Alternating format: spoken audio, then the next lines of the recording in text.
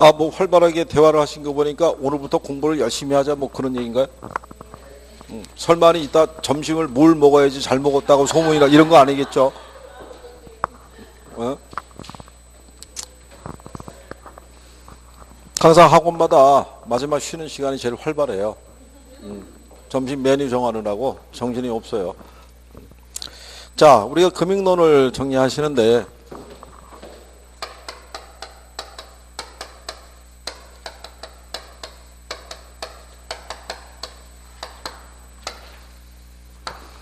금융론은요, 시험 목차가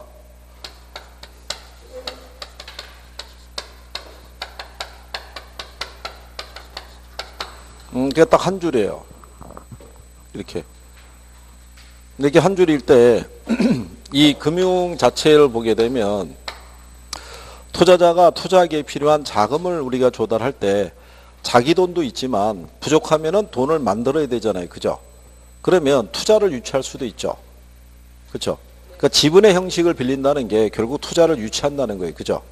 투자를 유치하면서 그 사람에게 그 대가로 뭐를 줘요? 주식을 발행을 해주죠. 증서로 주는 게.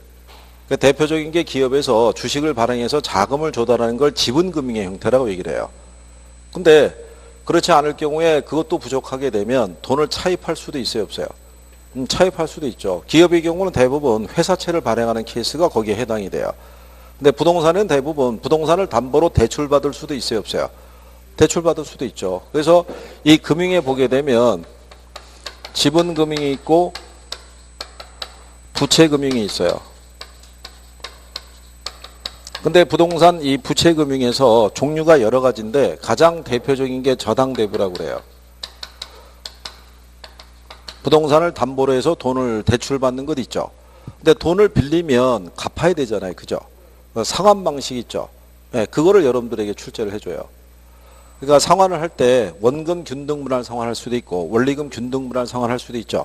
네, 걔들을 비교해서 정리할 수 있는지 그거를 물어보는 게 가장 기본적인 거예요. 그래서 이 상환 방법에 대한 거 알아야 돼요. 이걸 출제해 주니까. 자, 그리고 여기 보면은 증권이 있잖아요. 그죠? 증권도 무슨 증권이 있어요? 지분증권이 있고 무슨 증권이 있다? 증권이 결국 이제 증서니까. 그죠? 지분증권의 가장 대표적인 게 뭐예요? 지난번에 리츠 그거 수정해 줬죠? 법 바뀌었다고. 에? 지분증권의 대표적인 게 리츠예요. 리츠. 부채증권의 대표적인 게 뭐예요? MBS예요. 이거 하나씩 나와요. 이게 세 가지가 기본이에요. 이 세 가지가 금융에서 평균적으로 한 4문항에서 5문항이 나오는데 이론을 보게 되면 요거 세 가지가 기본. 계산 문제가 하나 들어오는데 그거는 융자를 얼마까지 받을 수 있느냐는 것 있죠. 최대 융자 가능 금액. 계산 문제는 그 정도 나와요. 그렇죠? 그래서 그러면 이거 세 가지가 기본이고 계산 논리 하나 알 수 있으면 금융에서 한 4, 5개 나오면 거의 다 맞거나 아니면 뭐 하나 정도 틀리거나 뭐 그 정도 수준밖에 안 돼요. 그러니까 충분히 여러분들 할 수 있어요. 할 수 있는데 뭐가 생소해서 그래요? 용어가 생소해서 그런 거야. 그러니까 결국은 뭐만 잘 이해하면 용어만 이해하면 결국 얘들도 간단하게 풀 수 있는 거예요. 그죠? 지난번에 여러분들이 간평 배워봤잖아요. 간평도 생각보다 그렇게 어려운 건 아닌 거예요. 뭐만 잘 이해하면 용어만 이해하면. 그렇죠? 그 우리가 지금 투자론을 갖다가 여러분들하고 저하고 처음 돌아봤잖아요. 그죠? 근데 이게 한 3, 4번 돌아봤다고 생각하면 처음보다는 많이 낮아 있을 거 아니에요. 그렇죠? 근데 우리는 지금 중간 관계가 생략이 됐기 때문에 지금 한 번 듣고 가는 거지만 5, 6월에 한 번 또 할 거 아니에요. 또 7, 8월 달에 문제풀이하면 문제풀이하는 과정에서 선생님 이론을 또 요약해서 또 설명을 해줄 거 아니에요. 그렇죠? 그럼 9월 달에 됐을 때 모의고사 할 때 또 설명을 해줄 거 아니에요. 10월 달에 시험장이 들어가기 전에 또 총정리하면서 또 설명해 줄 거 아니에요. 그러니까 무진장에 돌리는 거예요. 그러니까 반복이라는 거예요. 반복. 그럴 때 여러분들이 집에서 조금만이라도 복습을 해주면 그 효과가 배가 될 거 아니에요. 그죠? 그렇죠? 이게 왔다 간다 한다고 이게 붙여지는 건 없어요. 그죠? 그러니까 조금은 개인적인 노력은 좀 하셔야 돼요. 그래야지 실력이 올라가는 속도도 빨라지는 거예요. 그죠? 지금 혹시 뭐 이렇게 혼선을 겪고 있거나 그런 건 없나요? 이게 원래 정상적으로는요, 처음에 출발할 때는 아무것도 모르기 때문에 쭉 받아들이면서 올라가다가 어느 순간에 애들이 얽히기 시작해요. 어느 순간에 얘가 걔 같고 걔가 얘 같고 막 이런 단계를 있고, 이 단계가 거쳐 나가면서 궤도로 올라가거든요. 근데 아직 이 단계가 안 왔다는 얘기는 아직 이게 공부가 시작이 안 됐다는 얘기라고요. 이게 정상적으로 이게 지금 왔어야 되는 시점이란 말이에요. 그래야지 이게 넘어간다고요. 그죠? 언제부터 할 거예요? 언제부터? 에? 원래 시작은 여러분 11월 달에 등록했으면 이때부터 열심히 한다는 생각을 가진 사람은 거의 없어요. 대부분 2017년 1월 달부터 열심히 하겠다고 생각했을 거라고요. 그죠? 근데 1월 달에 열심히 안 했잖아요. 3월 달 됐는데 3월 달에도 열심히 안 했잖아요. 그러면 여기 개론 선생님이 건강에 문제가 있어가지고 그렇게 됐더라도 그럼 민법은 열심히 했을 거 아니에요. 그렇잖아요. 민법에 무슨 문제가 있었던 거 아니니까. 그리고 민법은 그러면 거의 궤도로 올라갔나요? 민법은? 그럼 걔는 어떻게 된 거예요? 걔는 어디로 보낸 거예요, 그러면? 그럼 민법은 안 돼 있고, 얘도 하는 중이고, 공법은 2차 과목은 아직 거들떠도 안 봤을 거 아니에요? 그렇잖아요. 그래요. 뭐 올해 안에 마무리는 되겠죠. 올해 안에. 네. 네. 그냥 매년 비슷해요. 학계로는. 학계로는요. 예전에 15회 시험이 2004년에 있었거든요. 네, 이거 이후로는 다 비슷비슷해요. 이게 제일 난이도가 높았고, 네, 이거 수준 올라간 적도 없고, 아주 뭐 턱없이 뭐 쉽게 주는 것도 아니고, 계속 매년 비슷비슷하게 줘요. 이게. 네? 평균이요? 평균은 이렇게 생각하시면 돼요. 대다수의 합격자들이 60점을 간 넘겨서 합격한 사람들이 거의 한 50% 이상이라고 보시면 돼요. 그죠? 그 중에서 학원에서 성적 우수자들이 8점 이상씩 나오는 거고, 계산 논리 이런 거 잘하는 사람들은 8점 이상이 후적 나오고, 네. 계산이 만약에 좀 어려워서 손을 놨거나 이런 사람들도 60점을 간신히 넘겨갖고도 합격해요. 그게. 그러니까 무난하게들 합격해요. 무난하게. 그러니까 매년 합격자 수가 비슷비슷하죠. 1차 합격자는 오히려 막 늘어나는 추세예요. 줄어드는 추세가 아니라. 문제 조금만 쉽게 나오면요, 1차 합격자 수가 한 2만 명에 육박할 정도로 확 나와요. 평균적으로 한 14,000명? 이 정도는 1차 합격자가 매년 나와요, 배출이. 근데 아까 제가 얘기했잖아요. 학원에 나와서 공부하는 숫자가 많지 않다고. 공부하는 사람 중에 대다수는 1차 이상은 돼요. 그게 정상이고. 응? 우린 정상적인 사람이잖아요. 응? 그렇잖아요. 그러니까 되게 된다고요. 되는데 취약 부분을 자꾸 만들어 놓으면 안 돼요.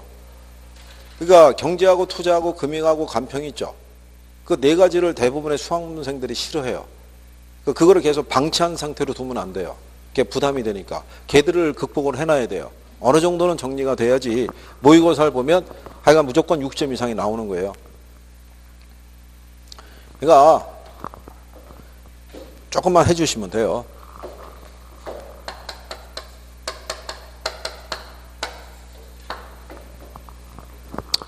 제가 볼 때는 조금만 하시면은 금방 실력들이 올라가실 것 같은데, 그죠? 워낙 잠재력들이 뛰어나셔가지고. 아니요, 이게 제가 중개사 공부해서 매년 느끼는 거지만 합격하시는 분들을 봤을 때는 참 대단하다는 생각은 해요. 왜냐하면 이 부동산학이라는 이 과목 자체도 이게 학부에서 강의하는 대학 교수도 수십 년간 강의했는데도 자기도 아직도 다 모른다고 그러는데, 그런 거를 우리가 짧은 기간 내에 공부해가지고 일정한 점수를 맞아서 합격을 한다는 거는 굉장한 능력이라고 할 수 있는 거죠. 그러니까 학창시절에 등수라든가 어떤 이런 그 성적에 관계없이 기본적으로 머리들은 참 비상하신 거예요. 그러니까 이걸 어쨌든 간에 따라가서 합격을 할 수 있는 거죠. 그렇잖아요. 평상시에 여러분들이 이거 도전하기 전에 매일같이 학계론에 대한 용어라든가 민법이라든가 뭐 이런 거를 얘기하고 그런 건 아니잖아요. 그렇잖아요. 아니 대리도 그 회사에 대리만 있는 줄 알았지, 여기 와서 뭐 무권 대리, 표현 대리 있는 걸 어떻게 알았겠어요? 여기 와서 하는 거지. 그렇잖아요. 근데 그거를 익숙하게 얘기를 하잖아요. 그렇죠? 그러니까 대단한 거죠, 뭐. 그러니까 자부심을 가지시고 열심히 하시면 돼요. 자, 금융이라고 얘기할 때요. 이 금융은 자금 융통의 줄임말을 금융이라고 얘기를 해요. 그죠? 거기 보면 금융이란 자금의 융통을 의미하며 이렇게 돼 있죠. 네. 금융 자체가 그 논리예요. 자금을 융통하는 것의 줄임말이 바로 뭐다? 금융인 거예요, 금융. 그러면 뭐를 위해서 우리가 자금을 조달을 하겠어요? 부동산을 취득하거나 부동산을 개발하거나 부동산에 투자하거나 뭐 이러기 위해서 필요한 자금을 우리가 조달하겠죠. 그죠? 거기에다가 대부분의 우리나라를 기준하게 되면요. 생애 첫 내 집을 마련하는 시기가 30대 중반이래요. 근데 30대 중반은 아직은 소득이 그렇게 높을 시기는 아니에요. 그죠? 오히려 40대로 넘어가면서 50대로 가면서 오히려 소득은 더 커진다라고 봐야 되는데 주택을 구입하는 시기하고 소득이 증가하는 시기하고 일치하지 않죠. 예, 그 시간적인 불일치를 메꿔주는 게 금융의 역할이라고 보시면 돼요. 그러니까 간극을 보게 되면 생애주기 초기에는 수익이 그렇게 크진 않아요. 그죠? 일정한 연한이 되면 수익이 오히려 커져요. 근데 주택은 이 시점에서 구입하는 거예요. 이 시간적인 간극을 메꿔주는 게 누가 해준다? 금융이 해주는 거예요. 특히 우리나라 같은 경우는 금융이 어떤 매개 역할을 못 해주면 주택을 구입할 수가 없죠. 30대 중반 해봐야 군대 남자들이 일반적으로 군대 갔다 와서 취직을 해가지고 직장 생활한 지가 한 5년에서 7년 정도 걸릴 시기인데 그러면 연봉 받아갖고 그거 모아봐야 집 산다는 건 불가능하죠. 전세 얻기도 아마 빡빡할 거예요. 그죠?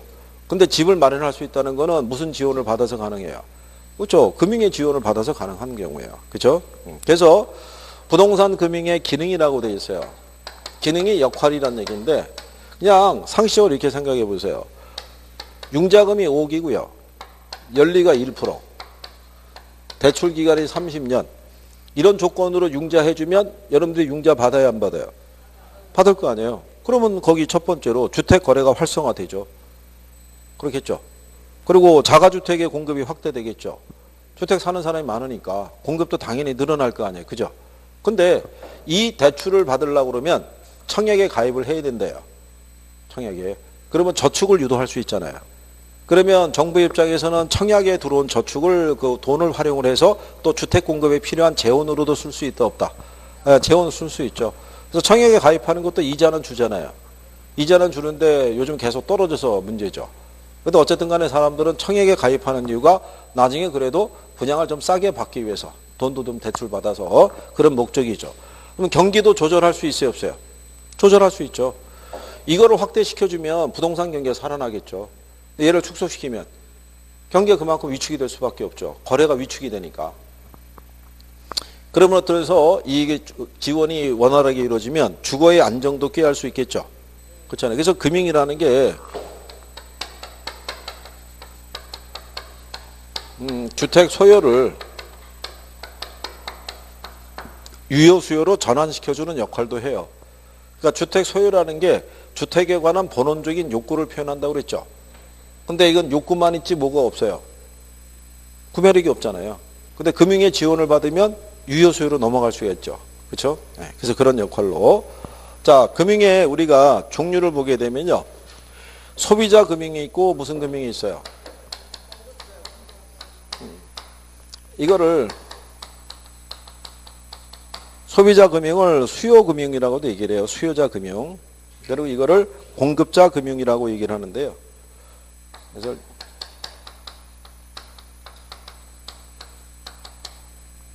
금융 얘기하고요. 대표적인 게 저당대부 얘기해요.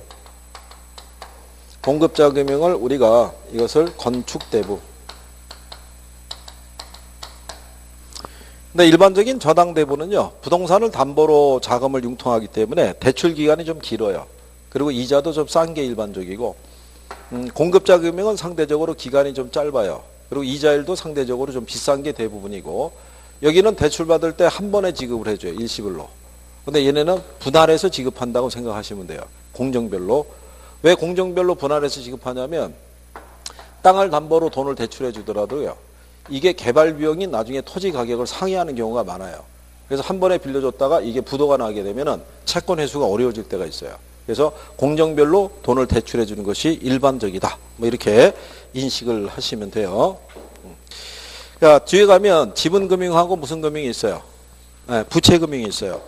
아까도 우리가 얘기했지만 그 주식회사가 주식을 발행하거나 주식회사가 아닌 법인 또는 개인이 지분권을 판매해서 자기 자본을 조달한다 이렇게 돼 있죠. 지분권을 판매한다는 개념보다는 지분의 형식을 빌려서 투자를 유치하는 거예요.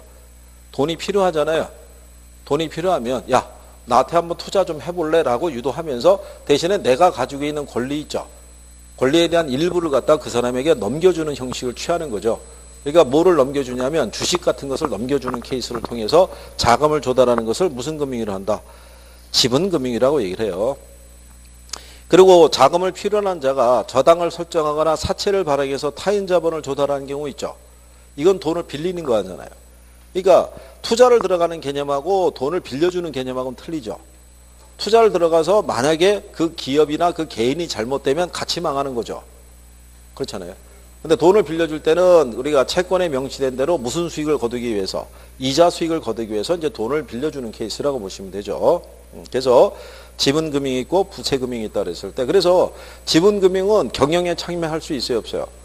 참여할 수 있죠. 주주들이잖아요. 그러니까 기업에서 주총 같은 거 열어야 안 그래요? 열잖아요. 물론 이제 지분이 큰 사람들이 목소리가 크고 소액주주들은 목소리가 작지만 어쨌든 간에 경영에 대해서 참여할 수 있는 권리는 있지만 돈을 단순히 빌려준 사람은 경영에는 참여할 수는 있다 없다? 참여할 수는 없다. 이제 그런 차이라고 이렇게 생각을 하시면 돼요. 대신에 나중에 이 지분금융과 부채금융에 대한 개념은 우리가 추가로 정리는 해둬야 돼요. 여기는 종류도 구별을 해야 되니까. 그렇죠? 여러분들이 알고 있는 지분금융의 대표적인 게 뭐 있어요? 지분금융의 대표적인 거. 그래, 뭐 주식, 그래, 발행을 해서 하는 거지만, 우리가 리츠라는 것도 있고요. 프레이트 파이낸싱이라는 것도 있고, 부동산 신디케이트라는 것도 있고, 그 다음에 조인트 벤처라는 것도 있어요. 그런 것들이 다 지분금융의 형식이라고 생각하시면 돼요. 그죠? 부채금융에 들어가는 건 또 뭐가 있어요? 주택저당증권 있죠? 예, 이것도 해당이 돼요. 또 저당대부도 해당이 돼요. 그 다음에 신탁증서금융도 해당이 돼요. 주택상환사채를 발행하는 것도 다 부채금융에 해당이 된다고 생각하시면 돼요. 그 종류를 구별할 수 있냐는 것도 가끔 물어볼 때가 있어요. 그렇죠? 자, 거기 보시면 부동산 금융의 위험이라고 돼 있죠.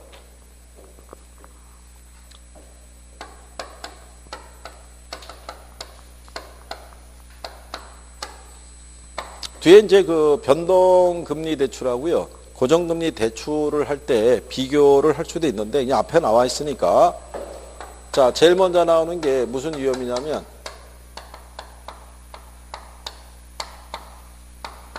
채무 불이행 위험이라고 있어요. 그죠? 채무 불이행 위험은 뭐냐면요. 대출이 이루어지고 난 이후에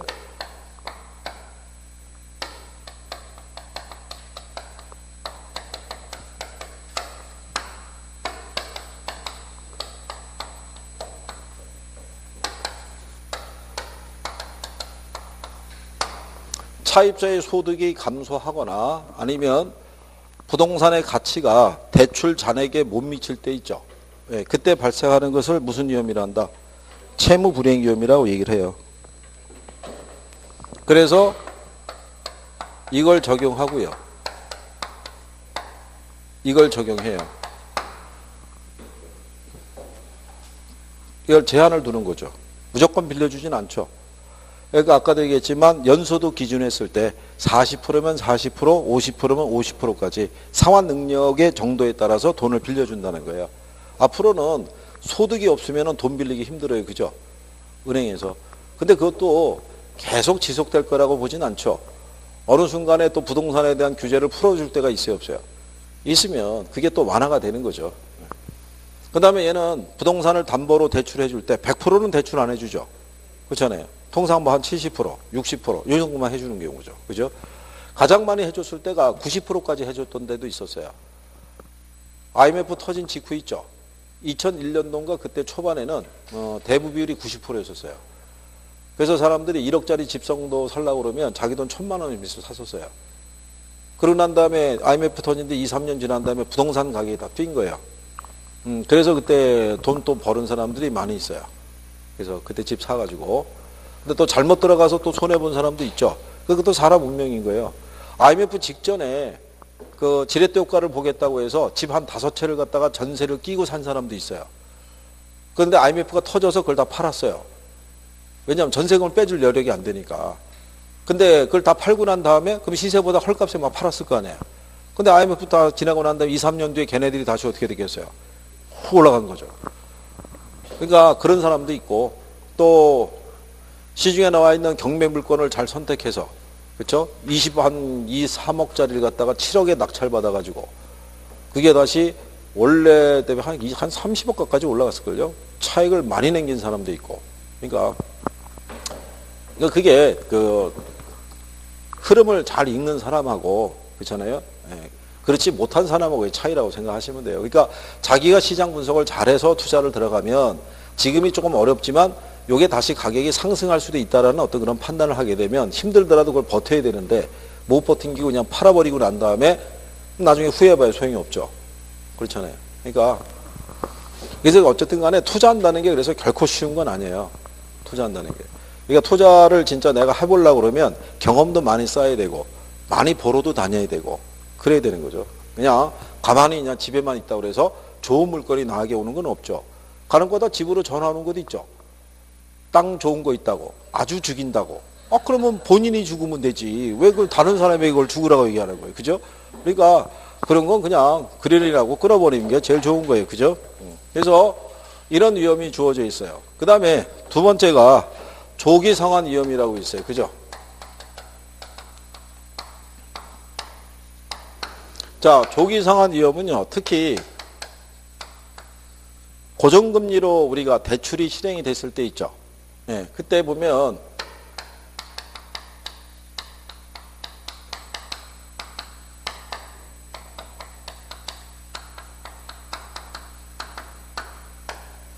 약정 이자율이 시장 이자보다 커지죠. 그러면 이제 차입자들이 조기 상환을 해요. 그렇죠? 그러면 대출자 입장에서는 이게 아주 안 좋은 상태가 되는 거죠. 왜냐하면 은행에서는요, 불특정 다수의 고객들로부터 예금을 수신을 받아요. 그죠? 이거를 가지고 다시 불특정의 고객들에게 뭐를 해줘요? 예, 대출을 해줄 때 은행의 주 수입원 중에 하나가 예대 마진이잖아요. 그죠? 예, 그런데 대출을 해줬을 때 고객이 맡기는 예금이 있죠. 이거는 대부분 단기성 자금이에요? 장기성 자금이에요? 이건 단기라고요. 은행에다 돈을 오래 예치하는 사람은 없어요. 옛날과 같이 금리가 두 자릿수였을 때는 나중에 뭐 시집 또는 장가갈 미천을 갖다 마련하기 위해서 또는 집을 사기 위해서 돈을 넣어놓는 경우가 있는데 요즘 같은 제로금리 시대에는 돈 넣어놓는 사람들도 없어요. 적금 드는 사람들도 그게 많지 않다고요. 그렇죠? 근데 대출은 장기로 가잖아요. 그러면 대출 이자가 얘보다 크잖아요. 그러니까 이렇게 운영해서 여기에 따른 마진을 기대를 하고 돈을 빌려준 건데 얘가 돈을 20년의 기간으로 빌리기로 약정해놓고 1년 내에 갚아버리는 거야. 그러면 갑자기 이 돈이 훅 들어오게 되면 얘네는 예금을 줄 돈도 없어지는 거야. 그렇잖아요. 무슨 금리로 특히 빌려줬는데 고정금리를 빌려줬는데 이런 상황이 발생하니까. 그래서 대출자들은 이런 조건에 대해서 조기 상환이 들어오면 페널티를 부과하죠. 그래서 조기 상환 수수료를 부과를 해요. 그래도 대출이 상환이 들어와요. 왜냐하면 남아있는 대출 기간이 길고 잔액이 많이 남아있으면 굳이 뭐하러 비싼 이자를 계속 물면서 내가 상환을 하겠어요. 그죠? 그래서 요즘 예전에 IMF 터질 때도 어떤 경우가 있었냐면 그때 은행원들이 그때 고전을 또 많이 했어요. 집을 사는 과정에서 자기 은행에서 돈을 빌려서 집을 샀다고요. 근데 이제 집값이 어떻게 점점점 떨어지고 있고 이 돈은 갚아야 되고 그때 구조적이 되면서 실직한 사람도 많았었잖아요. 어려움이 많았었다고요. 그래가지고 그때 모 은행에서 S은행에서 아주 파격적인 뭐 금리나 뭐 이런 것들을 아주 우대하는 조건으로 대출 상품을 판매한 거예요. 그래가지고 경쟁은행 직원도 거기 가서 뒷문으로 들어가서 애가 그 대출 갈아탔을 거예요. 자기 은행 거를 그쪽으로 바꾸는 그런 식의 전략도 쓸 수 있죠. 어쨌든 간에 이게 조기 상환에 대한 부분이고요. 그때 돈을 빌려 쓴 사람은 조기 상환을 하기 위해서는 남아있는 잔금을 구해야 돼요. 그죠? 그 잔금 비율을 구할 때 아까 뭐 쓴다고 그랬어요? 연금의 현가계수 쓴다는 거예요. 그때. 그래서 이런 게 조기 상환 위험 이런 것들이 있어요.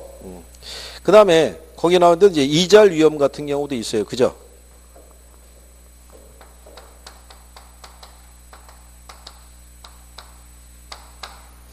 거기 나온 데처럼요. 금융기관이 저당대부를 실행한 후 또는 예금 상품을 판매한 후에 이자율 변동의 위험이다라고 얘기를 해요. 그래서 이자율 변동 위험을 차입자에게 전가시키기 위해서 무슨 금리로 대출해 준 거를 선호한다. 변동금리로. 그러니까 이 경우를 이제 다시 얘기하면은 고정금리로 우리가 대출해 줄 수도 있죠.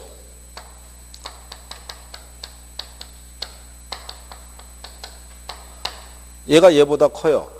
시장의 약정이자율보다. 그렇죠? 그러면 돈을 빌려준 대출자가 있죠. 그 다음에 빌려 쓴 차입자가 있죠. 누가 유리해요? 얘가 유리하죠. 얘가 불리하죠. 그죠? 근데 반대의 경우가 발생하면 차입자들은 조기상환하는 거예요. 그렇잖아요. 그럼 결국은 이자율 변동에 따른 리스크를 무슨 금리로 대출했을 때, 고정금리로 대출했을 때는 대출자가 리스크를 떠안는 경우가 많은 거예요. 그래서 대출 조건이 일정할 때는 고정금리 대출이 변동금리 대출보다는 초기 이자율이 좀 높아요. 리스크의 조정을 하기 힘드니까. 그래서 그걸 피하기 위해서 원천적으로 변동금리로 대출을 선호하는 거예요. 변동금리로. 그래서 은행에 가서 대출 상담 같은 걸 이렇게 받게 되면 보금자리론이 대부분 고정금리예요. 그죠? 근데 보금자리론에 대한 판매를 주택금융공사가 직접 할 수는 없어요. 그러니까 걔네가 위탁 판매를 하고 있죠. 그럼 시중은행에서는 보금자리론 상품에 대한 것을 먼저 소개하진 않아요. 자기네 상품을 먼저 소개하지. 그게 수익이 더 좋으니까. 왜냐하면 위탁 판매 해줘봐야 판매 수수료밖에 못 받아요. 근데 자기네들 상품 대출해주면 대출 이자 수익이 발생하잖아요. 그래서 어쨌든 뭐 그런 경우다라고 여러분들이 생각하시면 되겠고. 그 다음에 뒤쪽에 252페이지 가시면 문제 하나 있죠. 우리나라의 주택금융제도 이렇게 나와 있어요. 거기 1번에 가면 국민주택기금이라고 있죠.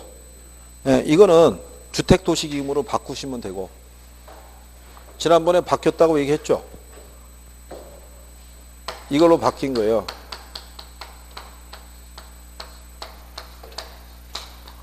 주택도시기금으로.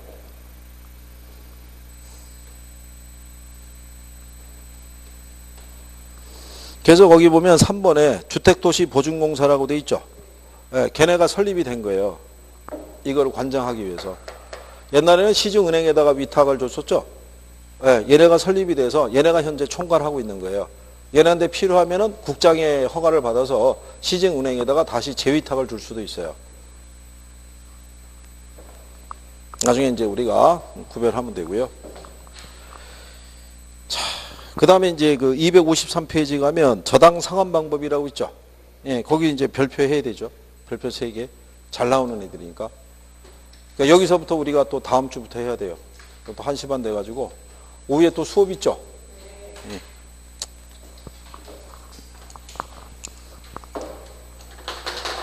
아까 여러분들이 배운 것 중에서 오늘 한 것 중에서 포트폴리오 논리에서 체계적 위험하고 비체계적 위험이 있죠. 그 구별을 해줄 수 있어야 돼요. 어느 게 제거되고 안 되는지. 현금 흐름했을 때 영업수지의 계산 순서 있죠. 그 순서 과정 반드시 알아야 되고. 예? 어림셈법 아시죠? 승수 수익률법이 있었죠. 승수는 작을수록 좋은 거예요. 수익률은 클수록 좋은 거고. 그렇죠? 순소득 승수의 역수가 뭐예요? 종합자본 환원율이에요. 그러니까 종합자본이 커지면 승수가 작아지는 거예요. 그죠? 그런 개념들도 구별할 수 있어야 되고. 부채 감당률은 1보다 커야 된다고 그랬어요? 작아야 된다고 그랬어요? 예? 아, 부채 감당률이니까 부채 감당. 예? 커야 될 거 아니에요. 부채를 감당하는 능력이 커야 될 거 아니에요. 무슨 말씀인지 아시겠죠? 예, 그런 개념 등에 대해서는 반드시 숙지를 해 주셔야 돼요. 수년가 내부 수익률을 수익성 지수 말고 화폐 시간 가치를 반영한 방법이 하나 또 있죠. 뭐 있다고 그랬어요? 현가 회수기간법이 있다고 그랬어요. 그죠? 무슨 말인지 아시겠죠? 수년가하고 내부 수익률법이 있으면 이론적으로 어느 게 더 우수하다? 수년가법이 더 우수해요. 그러니까 기본적인 내용은 꼭 정리해 두시고. 그죠? 예. 오늘 오전 수업은 여기까지 하겠습니다. 고생하셨습니다. 수고하셨습니다.